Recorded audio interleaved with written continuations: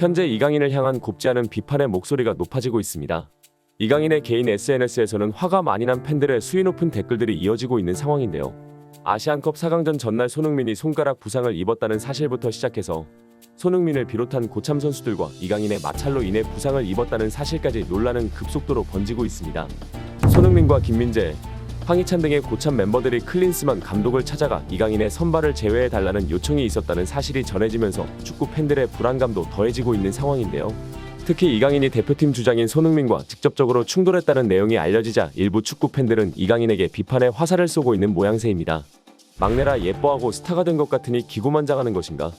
겸손하다고 생각했는데 앞과 뒤가 다른 것 같다. 먼저 사과할 줄 아는 것도 용기다. 이번 일을 계기로 성장해달라 등등 주로 손흥민과의 마찰이 있었다는 사실에 실망과 해명을 요구하는 모습을 보이고 있습니다. 이번 사건으로 여러 언론과 여론에서 질타를 받고 있는 이강인 선수는 과거에 있었던 사건들까지 모두 폭로되면서 더 큰 논란을 만들고 있습니다. 슛돌이 시절 제작진과의 마찰부터 발렌시아 시절 팀 동료들의 여러 가지 폭로와 인터뷰가 재조명되면서 해명을 할 수밖에 없는 상황까지 와버린 것인데요. 자세한 소식 INTV와 함께 알아보도록 하겠습니다. 영국의 축구 매체 풋볼 런던에서는 한국에서는 물론이고 세계적으로 존중받고 모두가 좋아하는 월드스타 손흥민이 이번에 겪은 사건은 너무도 충격적이다. 세계 최고의 선수들에게 존경을 받으며 유럽뿐만 아니라 축구계 정점에 있다고 평가받는 손흥민이기에 이번 이강인과의 마찰은 많은 외신들과 전문가들을 충격에 빠뜨렸다.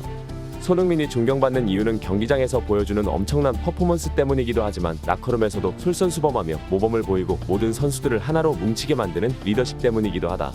유교식 문화인 한국보다 유럽은 좀 더 자유로운 분위기라고는 하지만 이런 식으로 선배의 자존심을 긁는 행위는 절대 용납할 수 없기에 이번 이강인의 사태는 많은 팬들의 탄식을 불러일으켰다. 라며 이번 손흥민과 이강인의 충돌 사건은 유럽 전역에서 메인 토픽에 오를 정도로 엄청난 관심을 받고 있다고 전했습니다. 대부분의 외신에서는 이강인을 향한 비판을 보내며 한국 대표팀에게 수치스러운 사건이라고 평가하고 있는데요. 특히 프랑스의 레키프는 이강인에게 버르장머리 없는 어린아이 라는 표현을 쓰며 평소와 다른 높은 수위의 발언을 기사로 내보냈습니다. 어린 왕자라는 그의 타이틀은 이제 파리의 버르장머리 없는 어린아이로 바뀌었다. 음바페와 네이마르 베라티 같은 세계적인 선수들 앞에서 순한 양처럼 보이던 이강인은 보다 만만한 손흥민에게는 자신의 본색을 숨기지 않았으며 미디어 앞에서 미소 짓는 그의 얼굴에는 날카로운 이빨이 감춰져 있었다. 라며 이강인을 향해 비판 가득한 기사를 보도했습니다. 레키프는 프랑스 현지 매체인 만큼 이러한 수위 높은 보도는 엄청난 화제를 모으고 있는데요. 이강인의 소속팀이 있는 프랑스에서도 이번 사건에 얼마나 많은 관심을 가지고 있는지 알 수 있는 부분입니다.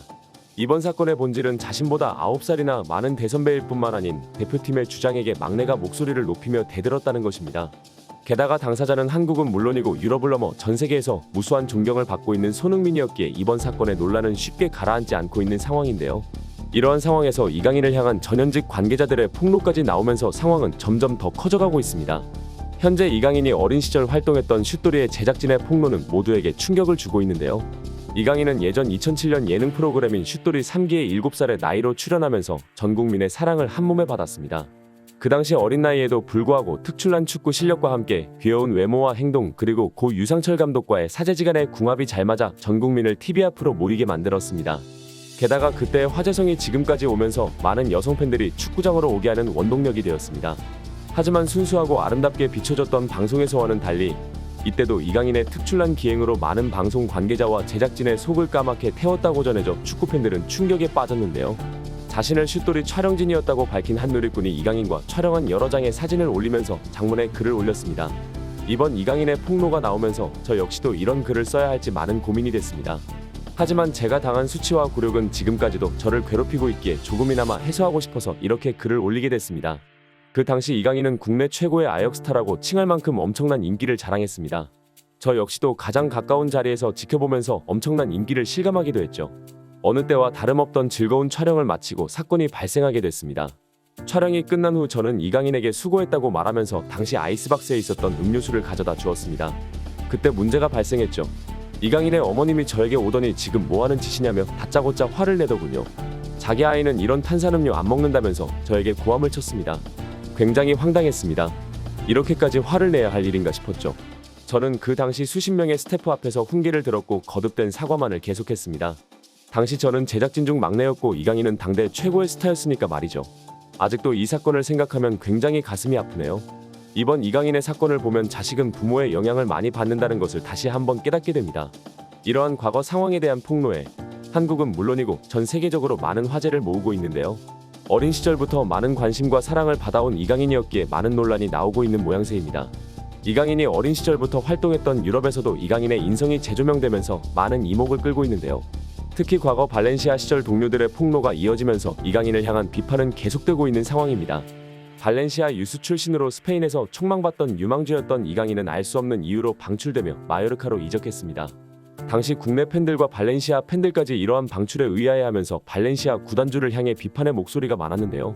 게다가 마요르카에서 이강인의 활약이 뛰어나 파리 생제르맹으로까지 이적하자 팀에서 키운 유망주를 프랑스로 팔아버렸다며 피터림 발렌시아 구단주에게 인신공격까지 가해지는 상황이었습니다. 하지만 사건의 진실은 다른 곳에 있었는데요. 과거부터 발렌시아 선수단 내에서 이강인을 무시하고 따돌리려는 상황들이 포착됐고 그 이유는 이강인이 동료 선수들을 무시하는 행동을 계속했기 때문이었다는 이야기였습니다. 이강인은 훈련에서뿐만 아니라 경기를 하는 동안에도 동료의 실수에 강하게 고함을 치고 자신보다 실력이 낮다고 생각되는 선수에게는 패스를 절대 하지 않았다고 하는데요. 때문에 당시 발렌시아 주장이었던 호세가야는 감독에게 직접 찾아가 이강인의 명단 제외를 요청했다고 합니다. 선수단과 융화되지 못하고 겉돌았던 이강인을 발렌시아가 품어줄 이유는 당연히 없었고 그렇기 때문에 이강인을 마요르카에 판매하게 된 것입니다. 이러한 속사정이 모두 밝혀지자 축구 팬들은 이강인이 발렌시아에서 방출된 이유를 드디어 알았다며 피터림 구단주를 다시 보게 됐다는 반응을 보였습니다. 한편 국가대표팀 사령탑 클린스만 감독의 경질이 사실상 확정됐다는 소식이 들려오고 있습니다. 대한축구협회는 16일 오후 정몽규 대한축구협회 회장의 기자회견에 앞서 클린스만 감독에게 경질을 통보했다고 밝혔습니다. 정몽규 회장은 이날 서울 신볼로 축구회관에서 임원 회의를 가진 뒤 클린스만 감독을 경질하기로 했다 라며 클린스만 감독은 경기 운영, 선수관리, 근무 태도 등 대표팀 감독에게 요구하는 지도력을 리더십과 함께 보여주지 못했다는 이유로 클린스만을 경질했다고 전했습니다.